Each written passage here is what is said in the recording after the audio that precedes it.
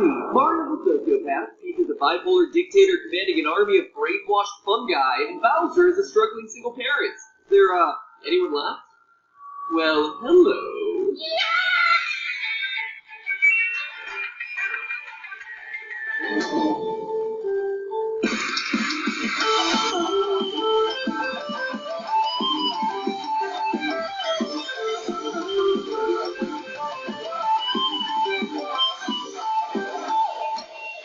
Hello, Internet! Welcome to Game Theory, where today you're going to learn how you've been brainwashed without even knowing it. But more on that later. At this point, you'd think we'd be able to just leave the Mario franchise alone. I mean, is no corner of the Mushroom Kingdom sacred? No, it's not. And let's face it, if my Mario theories have shown us anything, it's that Luigi is probably the best of the bunch. Although most of the 160 plus games he's appeared in have kept him in the background. Yeah, 160.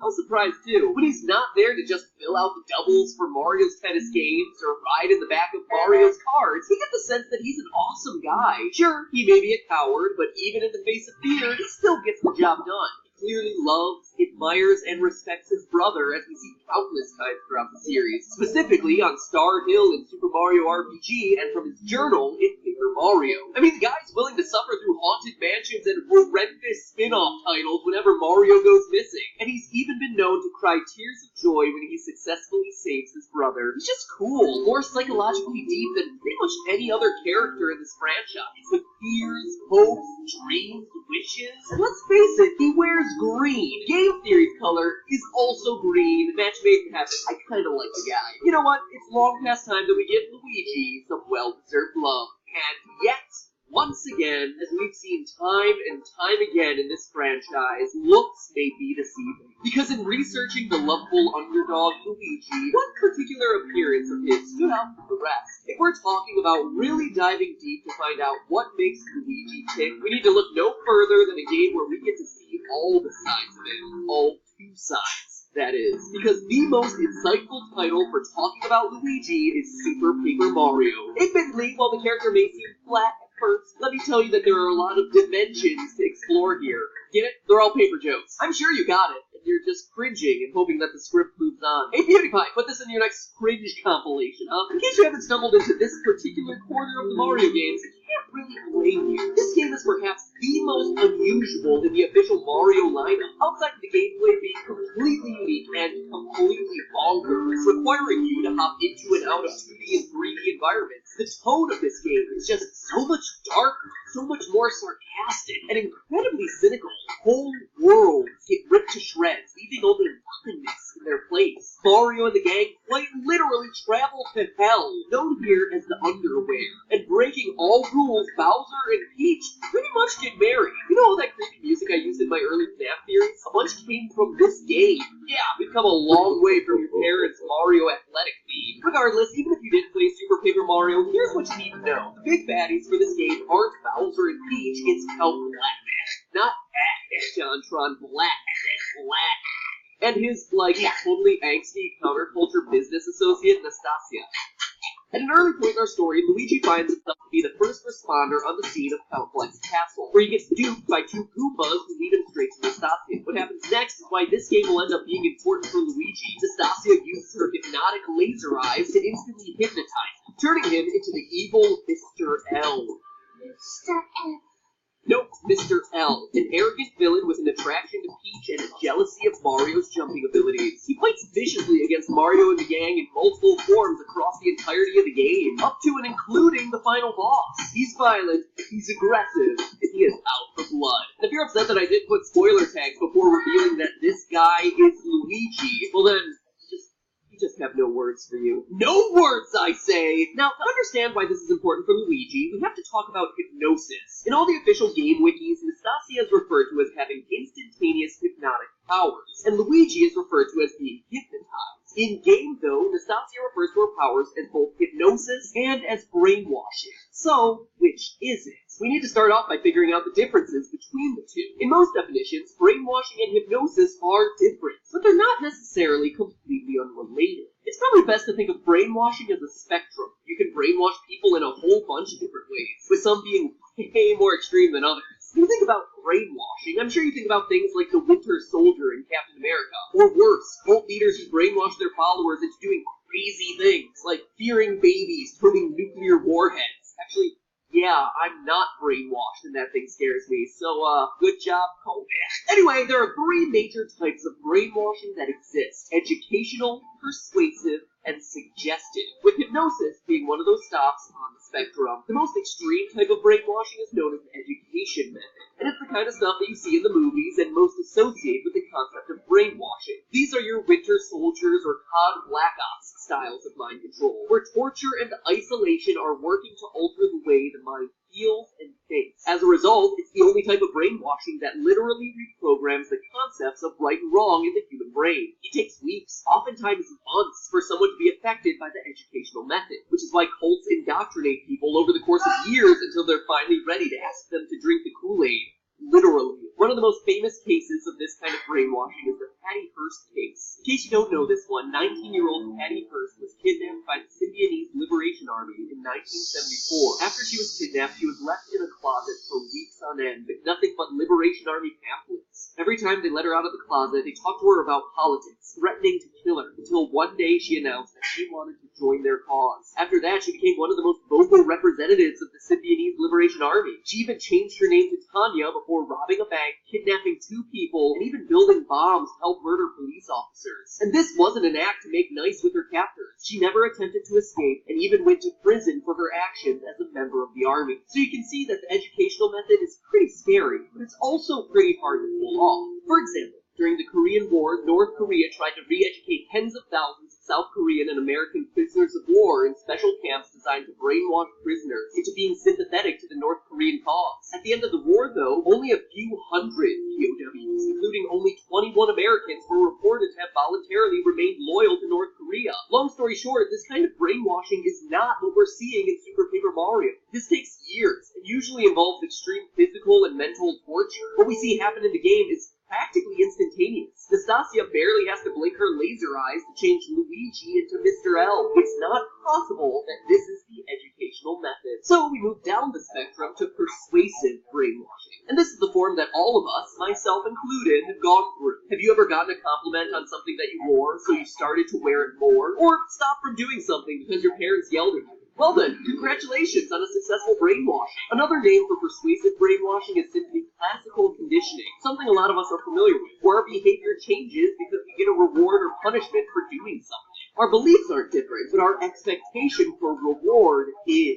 Think about it this way. When you bribe someone to go against their morals, since that's a scenario I'm sure happens to you all the time, that person probably knows what they're doing isn't right, but they also know that they're going to get paid for it. So they're acting based on where they're going to be rewarded. You're not changing their moral code, you're just changing their expectation for reward every time they break that moral code. So is that what's happening to Luigi? Again, no. The dialogue at the beginning of the game is clear. Nastasia and Count Black haven't offered Luigi anything to cross over to the dark side and become Mr. L. There's also no major threat either. Once Luigi becomes Mr. L, he starts actively making evil decisions all on his own, without Nastasia interfering. So clearly that's not it either. Then we have to move to the third and final form of brainwashing, suggestive brainwashing, aka hypnosis. As I mentioned, Nastasia herself says that her power is hypnosis. What does that actually mean? Personally, I always thought that hypnosis was just a magic trick. There are plenty of people out there, though, who practice hypnosis as a profession, and they'll tell you a much different story. According to statistics from the Society of Clinical Hypnosis, hypnosis is a state of selective, focused attention, and about 85% of people can achieve some kind of hypnotic state. But still, this is all just a bunch of malarkey, right?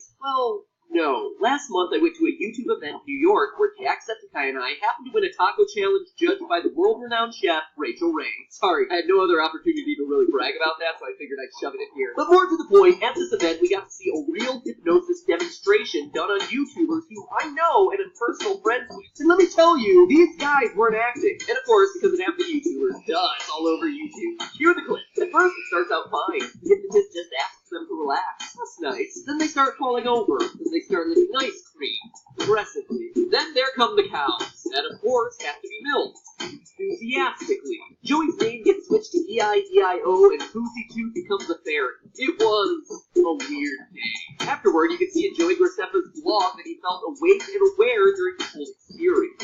Like in the moment, My mind was like, oh, you can do this, like, this is what you're supposed to do. Looking at my own personal experience watching the show, it seems pretty clear that the hypnosis happened pretty fast. As quickly as you saw in the video, it's just a matter of finding people whose minds are open to accept the power of suggestion. And look at Luigi, he's a textbook candidate. He's used to taking direction from everyone. He's been controlled by people all his life. He's already used to taking action based on what's suggested to him. This is also definitely the closest thing we see to Nastasia's powers in Super Paper Mario. She's described as having instantaneous hypnotic powers, which is a little faster than what happened at a YouTube event, but frankly, not by all that much. The hypnotist wasn't shooting hypno lasers out of his eyeballs or anything. We also see characters in the game going in and out of this hypnotic trance. Luigi flips back and forth between himself and Mr. L as fast as you see YouTubers falling asleep and waking back up in the video. Okay, great, so Luigi is hypnotized. That explains what happens to him and why he becomes the evil Mr. L, right?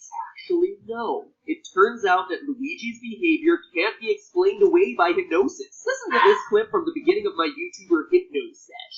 Step straight ahead just for a moment. I'll count to 3 but not before. When I do reach 3, all you have to do is just close your eyes. That's all I'm going to ask you to do. 1, 2, and 3. Close your eyes. Good. Open them back up.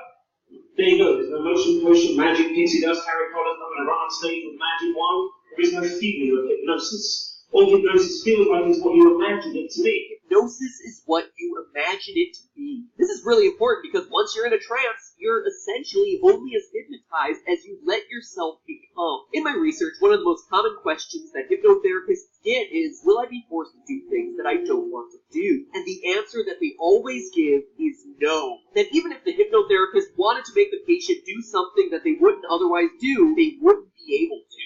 Quote, if you hypnotize someone, they'll not do anything against their morals.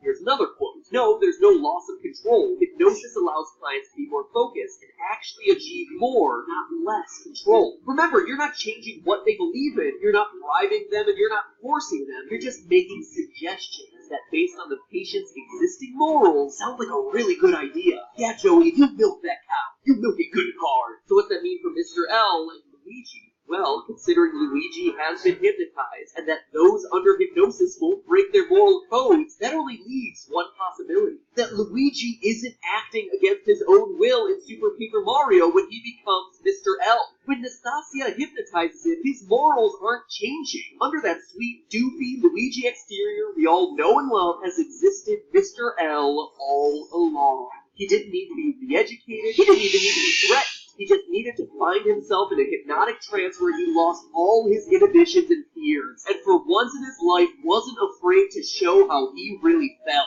And it makes sense, doesn't it? Sarcasm for Bowser, feelings for Peach, open antagonism for Mario. When he falls into a trance, the real Luigi comes out, unearthing what seems to be some pretty intense feelings for the gang. They might not think he's in control, that this is all some alternate persona, but he most definitely is. That man, Mr. L, is the true form of Luigi, his thoughts and his ambitions. So there you have it. The most real Luigi has ever been with us was under hypnosis in Super Paper Mario. So the next time you're playing a game with Luigi, just remember there's a lot more underneath that cute little green ensemble than you think. Ha! And you thought that the Luigi death stare was just a meme. Think again. But hey, that's just a theory. A game theory. Thanks for watching.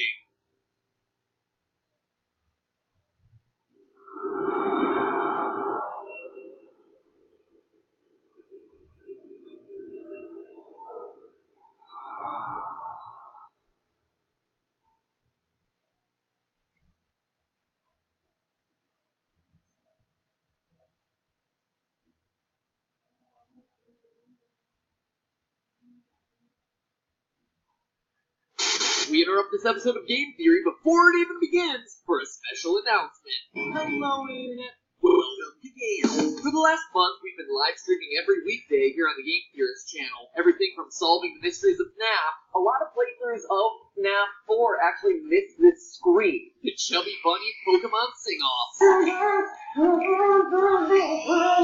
But hey, you're busy people. A lot of you can't tune in to see craziness like this. I am Toast, conqueror of worlds. So now, I'm proud to announce the GT Live channel featuring daily stream highlights as well as full-length versions.